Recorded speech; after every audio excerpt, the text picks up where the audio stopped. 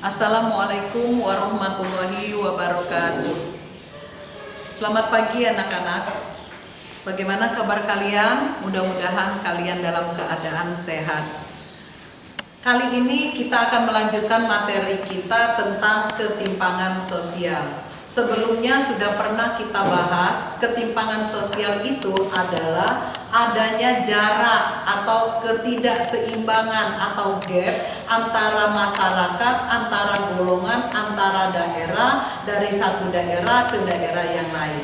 Kali ini kita lanjut ke materi bentuk-bentuk ketimpangan sosial. Bentuk ketimpangan sosial yang akan kita pelajari, ini yang pertama adalah adanya ketimpangan sosial antara golongan kaya dan golongan miskin. Bagaimana bisa tercipta adanya ketimpangan sosial antara golongan kaya dan miskin? Di masyarakat kita terdapat kehidupan masyarakat yang keadaan ekonominya berbeda. Keadaan ekonomi masyarakat berbeda ini menimbulkan adanya masyarakat yang bisa memenuhi kebutuhan hidupnya dengan baik, ada yang tidak. Nah, bagaimana kita bisa melihat adanya ketimpangan itu? Ketimpangan sosial yang terjadi di dalam masyarakat ini bisa disebabkan adanya faktor pertumbuhan masyarakat menengah atas justru menanjak naik. Kemudian malahan faktor masyarakat yang menengah bawah semakin merosot, sehingga terjadinya kesenjangan atau jarak atau gap. Kemudian terjadinya krisis global di masyarakat dunia, menimbulkan dampak terhadap masyarakat yang lainnya. Kemudian rendahnya tingkat pendidikan di dalam masyarakat, kemudian muncul atau adanya mental miskin di dalam masyarakat. Kita sering melihat masyarakat kita memiliki mental yang tidak baik untuk menghadapi kondisi ekonomi. Kemudian, bagaimana kita bisa mengukur kekayaan seseorang itu? Menurut Surjono Sukanto, ukuran kekayaan ini bisa dilihat pertama dari kepemilikan harta, kepemilikan rumah, kepemilikan tanah, kendaraan. Kemudian bisa kita lihat bagaimana cara orang berpakaian, kemudian bagaimana cara orang tersebut memenuhi kebutuhan hidupnya sehari-hari. Yang kedua adalah ketimpangan pemilik modal dan buruh. Siapa pemilik modal? Pemilik modal itu adalah orang yang memiliki modal atau kegiatan yang terstruktur dalam sebuah organisasi atau lembaga ekonomi. Kemudian dia memiliki perusahaan dan usaha. Kemudian siapa buruh? Buruh itu orang yang bekerja kepada pemilik modal. Nah, di sini sering terjadi adanya kesenjangan antara pemilik modal dengan buruh karena pemilik modal terkadang tidak memberi upah sesuai dengan upah minimum regional yang sudah ditetapkan oleh pemerintah. Kemudian apalagi diantaranya adalah tenaga pekerja kita ini terlalu banyak. Karena banyaknya tenaga pekerja dan lapangan pekerjaan yang tersedia tidak bisa memenuhinya, maka muncullah akhirnya tenaga kerja yang ada ditawar atau dibayar oleh pemilik modal dengan harga yang sangat murah, sehingga menyulitkan buruh untuk memenuhi kebutuhan hidup sehari-hari. Bagaimana kesenjangan yang lainnya? Di antaranya terkadang upah buruh ini tidak sebanding dengan pekerjaan yang dia jalankan. Buruh disuruh kerja lembur, sementara hasilnya terkadang hanya dinikmati oleh pemilik modal, sehingga menimbulkan adanya ketimpangan antara pemilik modal dan buruh. Yang ketiga, adanya ketimpangan pembangunan. Ketimpangan pembangunan ini terjadi antara satu daerah dengan daerah yang lain. Daerah yang melakukan pembangunannya besar, maka masyarakat di sana akan lebih maju dan sejahtera. Pembangunan di sana lancar, sehingga kegiatan ekonomi masyarakat yang pembangunannya pesat akan lancar, sehingga masyarakatnya menjadi lebih sejahtera. Nah, bagaimana daerah yang pembangunannya terhambat atau pembangunannya tertinggal, maka kegiatan ekonominya menjadi tidak lancar, masyarakatnya kurang sejahtera, memenuhi kebutuhan hidupnya mengalami kesulitan, sehingga menimbulkan adanya ketimpangan di dalam pembangunan. Ini bisa kita lihat daerah yang pesat itu adalah daerah perkotaan, sementara daerah yang pembangunannya tertinggal biasanya berada di daerah pinggiran atau daerah perbatasan. Kemudian yang keempat, adanya ketimpangan kesempatan. Nah, pada ketimpangan kesempatan ini kita sorot dua hal. Apa? Yang pertama adalah kesempatan masyarakat di dalam mendapatkan pendidikan dan kesempatan masyarakat di dalam menerima layanan kesehatan. Apa penyebab masyarakat mengalami kesempatan di dalam pendidikan ini ada ketimpangan? Pertama, yaitu karena adanya pengaruh globalisasi. Kita contohkan kondisi kita saat ini. Globalisasi menuntut kita untuk terus belajar walaupun masyarakat dunia mengalami pandemi. Bagaimana cara belajar kita? Sistemnya online. Dengan online bagaimana? Apakah semua masyarakat bisa online? Tidak. Masyarakat perkotaan mungkin tidak masalah untuk online, tapi bagaimana dengan masyarakat pedesaan, masyarakat yang terpencil? Mereka mengalami kesulitan untuk online. Sehingga informasi teknologi global mendunia tidak bisa diterima oleh seluruh masyarakat. Yang kedua, pembangunan infrastruktur pendidikan itu tidak merata.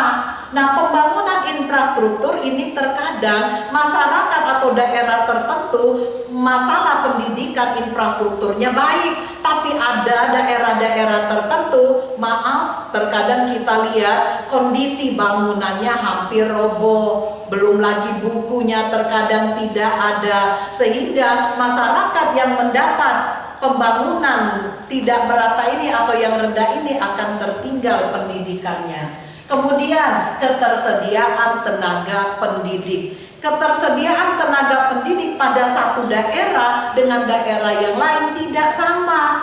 Kita mungkin belum melihat atau tidak tahu. Terkadang kita lihat ada daerah tertentu satu sekolah ini gurunya hanya berapa orang. Contohnya seperti di Papua. Ya, sekolahnya ada kelas 6 SD, tapi gurunya hanya ada 3. Nah, ini artinya dia mengalami kekurangan tenaga pendidik. Sementara daerah kota gurunya lengkap. Kemudian mahalnya biaya sekolah dari satu jenjang ke jenjang yang lain. Ini memungkinkan masyarakat akhirnya yang tidak mampu tidak bisa melanjutkan sekolah. Kemudian yang kedua, sektor kesehatan. Pada sektor kesehatan penyebabnya ini adalah karena biaya kesehatan itu mahal dan tidak semua masyarakat bisa mengenyam kesehatan. Kemudian adanya keterbatasan infrastruktur, pembangunan pada setiap puskesmas antara satu puskesmas dengan puskesmas yang lain tidak sama. Ada yang lengkap alatnya, ada yang tidak. Kemudian tenaga medis yang kurang. Tidak semua tenaga medis banyak dialihkan atau dinas di luar kota atau daerah perbatasan. Banyak tenaga medis menumpuk di daerah perkotaan, sementara daerah terpencil kekurangan tenaga medis. Kemudian rendahnya kepedulian masyarakat kita terhadap kesehatan. Image atau yang tertanam di dalam diri mereka, kesehatan itu akan jalan dengan sendiri, sehingga mereka tidak menjaga kesehatan. Apalagi sekarang di zaman pandemi, kita dianjurkan pesan ibu. Yang apa pesan ibu itu? Pertama, kemana-mana kita harus menggunakan masker, kemudian cuci tangan, kemudian jaga jarak. Nah, tidak semua masyarakat melakukan itu, bahkan masyarakat malahan menganggap itu remeh. Nah, ini salah satu kepedulian yang kurang. Kemudian yang kelima, ketimpangan budaya global dan budaya lokal. Apa penyebabnya? Adanya tren budaya yang digandrungi oleh masyarakat.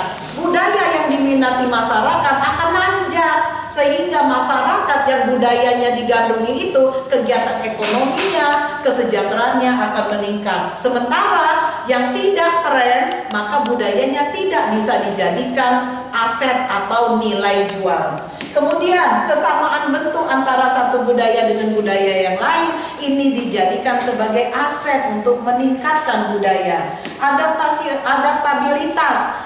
Masyarakat terkadang mengadaptasi budaya yang tren tadi. Ibu contohkan saat ini masyarakat kita digandrungi dengan budaya Korea, sampai masyarakat kagum dengan budaya Korea, budaya sendiri tidak ditoleh, bahkan tidak diminati sama sekali. Kemudian budaya yang tren ini terkadang sifatnya sementara, masanya, durabilitasnya sementara. Biasanya yang tren itu hanya sifatnya sementara. Kemudian kita harus ingat kalau budaya global ketika dia tren, dia memiliki keuntungan atau probabilitas.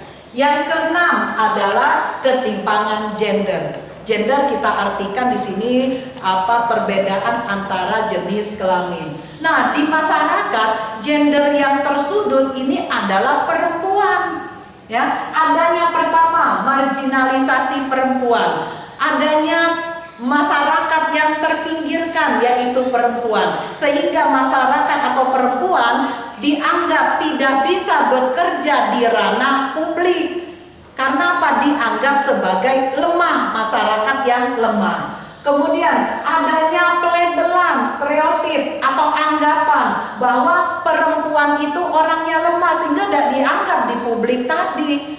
Ya, perempuan itu emosional, perempuan itu perasa sehingga dia tidak dianggap. Kemudian ada subordinasi, yaitu anggapan bahwa perempuan itu tidak bisa mengerjakan apa-apa, perempuan hanya bisa di rumah tangga saja.